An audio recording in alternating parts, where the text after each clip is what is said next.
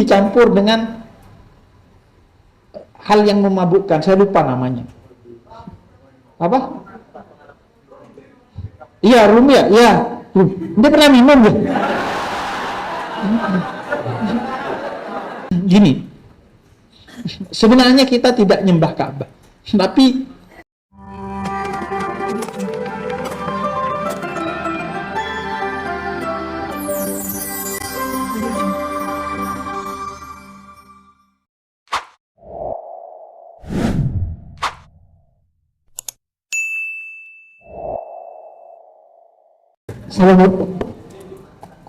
Assalamualaikum warahmatullahi wabarakatuh. Ya. Saya sempat sebelumnya perkenalan, saya Nazar dari Fakultas Tarbiyah Pendidikan Ilmu Pengetahuan Sosial.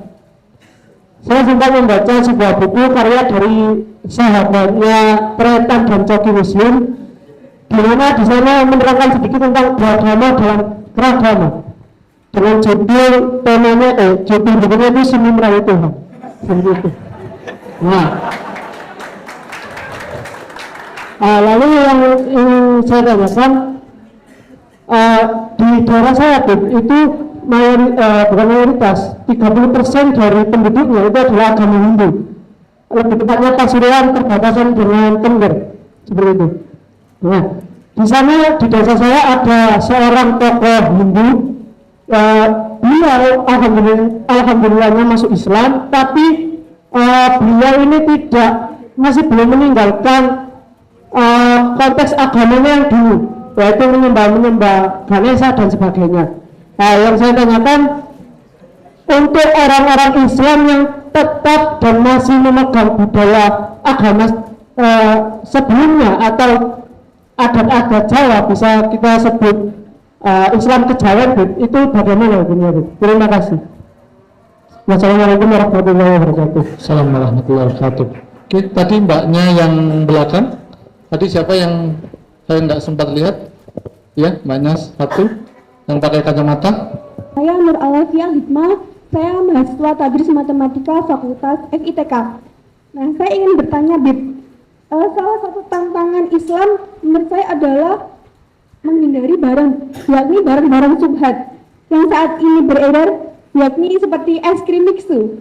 Nah, yang saya takutkan di perkembangan zaman nanti ada hal-hal lain atau tindakan-tindakan lain yang belum jelas kehalalannya, tetapi dinormalisasi oleh masyarakat. Sehingga pertanyaan saya, bagaimana cara menegakkan hati kita untuk tidak mencicipi barang-barang yang belum jelas kehalalannya? Terima kasih. Terima kasih. Yang selanjutnya tadi sebelah sini, ini mbaknya.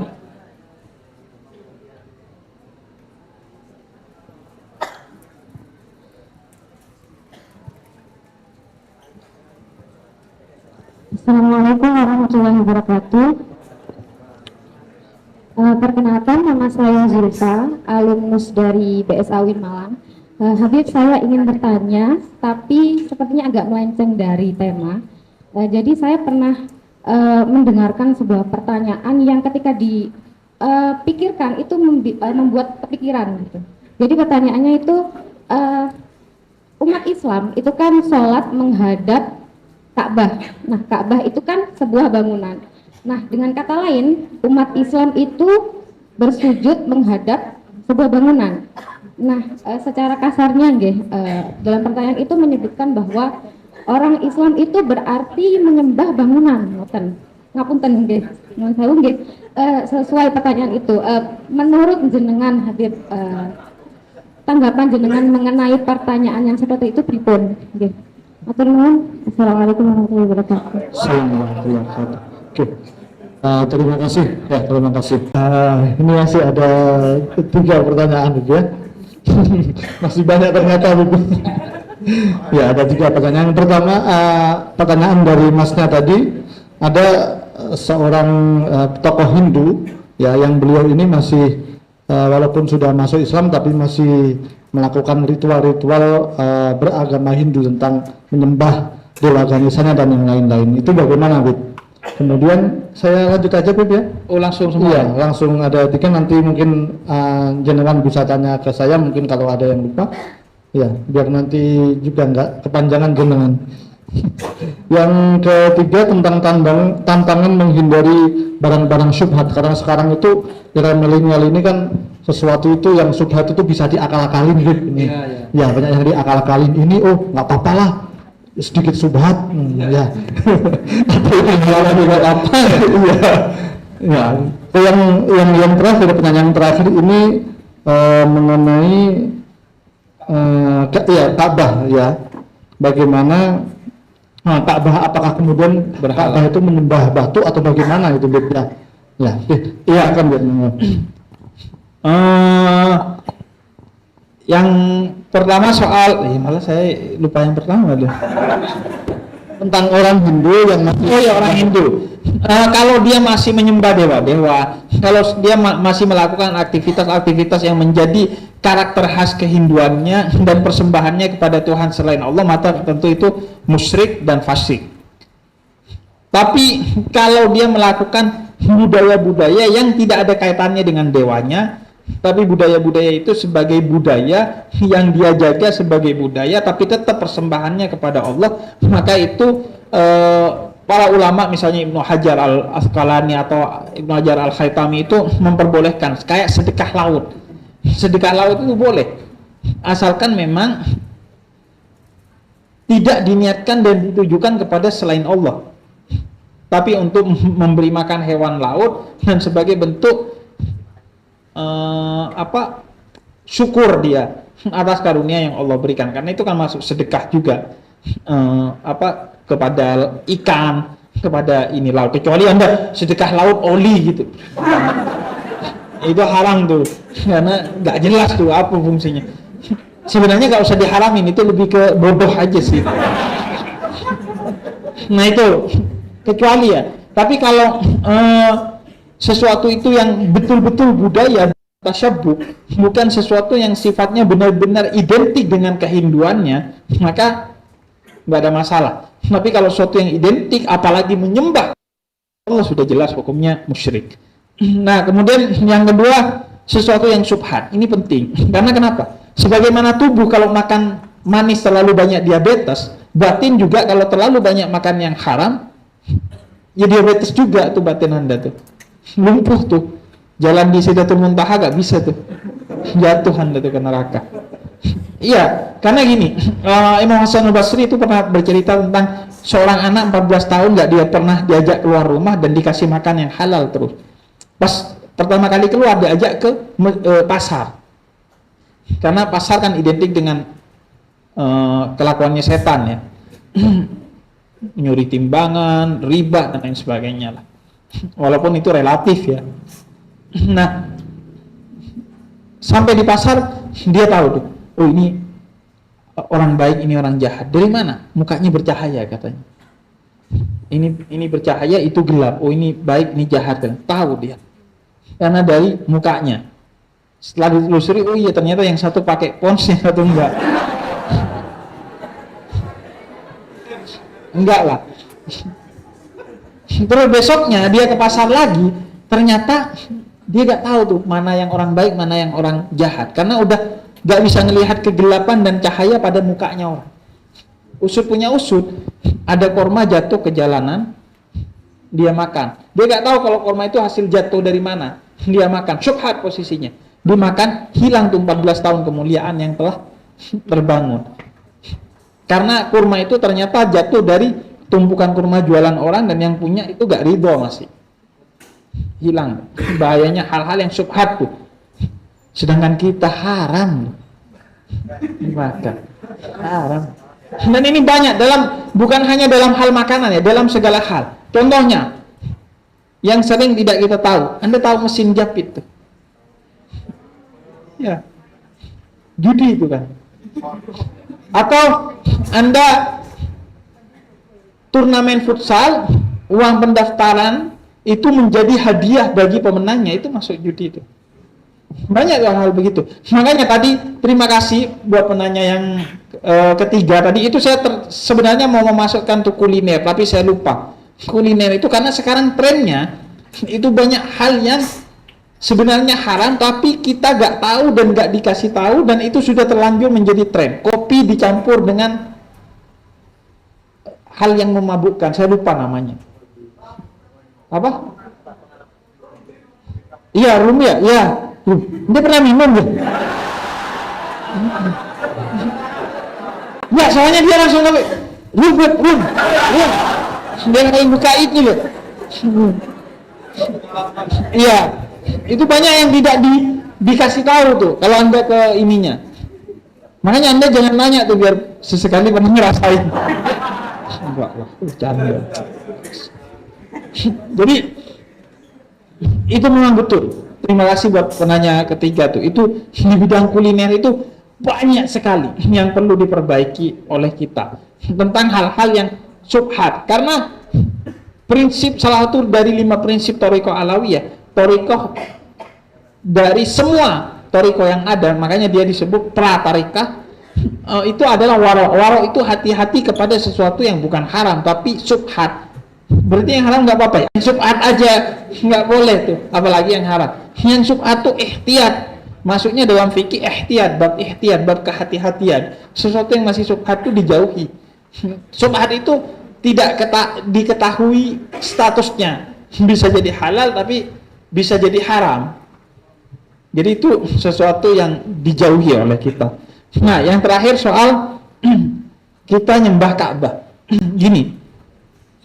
Sebenarnya kita tidak nyembah Ka'bah, tapi kita menyembah Allah yang menunjuk Ka'bah sebagai kiblat kita. Karena itu Allah melakukan beberapa upaya-upaya untuk menutup celah bagi kita dalam memberhalakan Ka'bah. Upaya pertama, Allah ubah kiblat itu dari Masjidil Aqsa ke Ka'bah. Dulunya kiblat kita di Masjidil Aqsa. Allah ingin mengatakan bahwa kiblat itu bukan saya, kiblat itu bukan berhala, itu hanya sesuatu yang saya tunjuk, suka-suka saya. Mau saya pindah, mau kemana, dipindah itu menunjukkan bahwa letak kemuliaannya bukan pada bangunannya. Kalau letak kemuliaannya pada bangunannya gak bisa dipindah dong. Kalau mau dipindah ya sama Masjidil Aqsa-nya dipindah ke Ka'bah. Tapi ini Allah suruh ubah. Yang kedua, Ka'bah itu dibuat bangunannya jelek.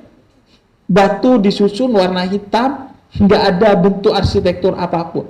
Untuk menunjukkan bahwa itu bukan berhala. Karena berhala itu identik dengan bahan yang mahal dan bentuk visual yang menarik. Berhala itu biasanya dibuat dari emas, kayak apa kaumnya Nabi Musa, Samiri. Anda nyembah Samiri, baik banget. Samiri, dan dibuat secara visual itu menarik. Bahkan Samiri itu dibuat secara audio, bukan hanya visual, menarik. Samiri itu dilobangi tengahnya, belakangnya juga dilobangi, terus bisa ditiup. Makanya dalam Al-Quran kan Samiri itu oleh para penyembahnya dianggap bisa berbicara. Padahal itu dibuat sedemikian rupa itu agar bisa ditiup sehingga mengeluarkan suara yang seolah-olah itu suara dari si sapi Samiri ini. Nah, Ka'bah tidak dibuat indah sengaja oleh Allah biar kamu tidak menyembah Ka'bahnya. Tapi Ka'bah itu menjadi mulia karena Allah yang menunjuknya sebagai kiblat, bukan untuk disembah, dia sebagai kiblat. Buktinya kita kan gak harus pas-pas banget ke Ka'bah kan? Memang Anda pas tuh ke Ka'bah. Walaupun musola yang miring-miring tuh, itu kan gak pas ini. Kadang yang nyerempet ke KFC atau apa di sekitar Ka'bah itu, di sekitar Ka'bah kan bangunan Ka'bah tuh. Saya gak pernah umroh sih, yang pernah segini mungkin nih, seruangan ini kan. Susah tuh dari sini ke sana tuh. Apalagi kalau yang nggak pernah dihitung tuh, jangan-jangan ke Old Trafford gitu. Jadi Allah bikin tidak menarik secara visual agar dia tidak diberhalakan. Sehingga dibuatlah bangunan Ka'bah itu menjadi tidak menarik secara visual. Dan dibuatlah Ka'bah itu justru dalam satu momentum sejarah untuk menghancurkan berhala-berhala yang ada di dalamnya, sebagai bentuk bahwa jangan kamu pernah memberhalakan Ka'bah. Karena itu orang yang memberhalakan Ka'bah sudah pasti dia telah melakukan dosa besar. Contoh orang yang memberhalakan Ka'bah, walaupun itu tidak sampai syirik, tapi paling tidak fasik, adalah orang yang memaksakan diri hingga menyakiti saudaranya untuk mencium Hajar Aswad. Menyakiti dirinya hingga saudaranya hanya untuk mencium Hajar Aswad. Itu berarti kita sudah memberhalakan Ka'bah, minimal fasik, maksimal syirik itu. Sampai nganu apa? Saya tuh kemarin ada video tuh. Orang sampai kata orang Madura tuh nyengkol tuh pakai ini. Iya, di nyikut saudaranya loh sampai berdarah. Itu berarti kita secara tidak sadar sudah memberhalakan Ka'bah. Padahal sebagaimana ulama, kalau kamu nggak bisa deketi, kata Nabi, lihat dari jauh itu sama pahalanya dengan mencium atau memegangnya. Ka'bah juga begitu. Makanya saya belum umroh tuh karena saya lihat aja dari jauh dari TV itu. Dengan niat. Iya, untuk orang-orang miskin seperti kita begitu aja tuh. Ada Ali Al-Muwaffaq, belasan tahun, 30 tahun nabung untuk berangkat haji. 3 bulan mau berangkat haji, tetangganya kelaparan dengan 7 anak, 1 janda. Dia kasih dana hajinya kepada dia, kepada 7 janda itu. Kemudian datang orang bernama Abdullah bin Al-Mubarak dari generasi tabi'in, datang ke rumah Ali Al-Muwaffaq. Saya mimpi malaikat bahwa kamu tahun ini berhaji dan menjadi haji yang paling mabrur di antara ribuan haji yang ada pada saat itu. Padahal dia gak pernah berangkat ke Ka'bah. Jadi yang penting hati kita itu ada di sana. Ya kalau punya duit, oke lah, masa pelit gitu. Anda traveling ke Korea kemana? Udah jalan tapi ke Ka'bah enggak. Nah karena itu, jadi nggak relevan kalau ada yang bilang, oh berarti kita nyembah batu. Enggak, itu cuma kiblat aja. Buktinya tidak kita indahkan. Buktinya dulu kita nggak kiblat ke sana, itu hanya penanda arah aja bahwa itulah, dan itu ditunjuk oleh Allah. Kalau bukan Allah yang nunjuk, kita emoh mah ngelihat ke Ka'bah kan, ngadep ke Ka'bah. Karena Allah yang menunjuk, baru itu menjadi mulia. Sama kayak gini, orang yang sholat jangan berharap surga, itu berarti nggak ikhlas ndas semua. Yang nyuruh sholat itu pengen surga diantaranya itu Allah. Karena itu bukan berarti tidak ikhlas. Kecuali sholat berharap pujian, itu gak ikhlas namanya. Karena Allah tidak memerintahkan itu. Kalau sholat berharap surga dan takut neraka, itu tidak mengurangi keikhlasan sama sekali. Karena itu Allah yang menyuruh. Bukan berarti saya belum ikhlas. Kenapa? Karena sholatnya masih berharap surga. Nah kalau yang ikhlas apa? Berharap ridho Allah. Sama aja, berharap juga. Iya kan? Berharap juga gitu. Cuma bedanya yang satu ridho, yang satu surga gitu. Jadi jangan sok sufi-sufian Anda gitu. Berharap.